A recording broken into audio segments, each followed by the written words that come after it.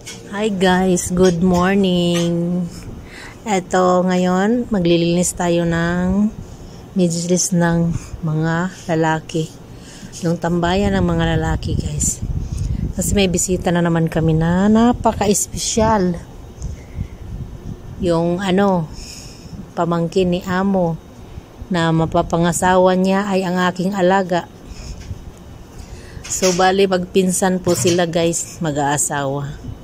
So botong-boto ang mga amo kong babae at amo kong lalaki. Halos lahat sila na mga alaga ko, botong-boto dito sa mapapangasawa ng alaga ko na panganay. So ito, naglilinis ako ng mabilisan. Kasi maraming bisita, may handaan. So inaasahan ko na din na sana mapabilis na yung kanilang kasalan. Kasi para mabawasan naman yung aking mga alaga. Kasi na sila anong tawag dito? Yung occupied na lahat yung mga occupied na yung mga kwarto. Ayaw naman magdagdag ng ama ng kwarto. Marami namang bakanting lote Maraming bakanting space dito sa taas. Meron pa dito sa baba. Maraming space. Kaso ayaw magdagdag ng amo kong lalaki ng kwarto. Aywan ko ba kung bakit naglampungan sila lahat dyan sa maliit na space. Malaki naman yung space sa labas. Pwede naman gawing kwarto ang labas, yung rooftop. Aywan ko kung bakit gusto nila yung open lang talaga. Kaya nagsiksikan sila sa tulugan nila. Tambayan nila, nagsiksikan sila.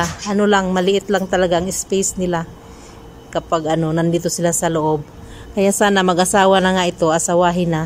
Sana matuloy na yung kasal para para mabawasan na yung mga alaga ko at na sila sa isang kwarto, magkakasya na sila. So, ito, linis lang tayo ng linis.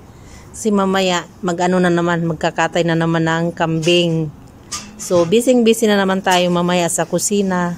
Paghihiwa ng mga salad, paghihiwa ng mga spices, kung ano-ano dyan. At paghahanda ng mga iinumin, mainit o malamig. Yun ang mga ihahanda dito kapag may mga bisita. Kahit tag-init, mainit pa rin yung iniinom nila. Hindi nawawala bago maghapunan, mag-inom ng mainit. Pagkatapos ng hapunan, mag-inom na naman ng mainit. Dito yan ang uso ng mga lalaki dito, iinumin. So yun lang po. At tapusin na natin ang ating paglilinis at pupunta na tayo sa kusina. So, bye-bye. See you in my next video. Thank you for watching.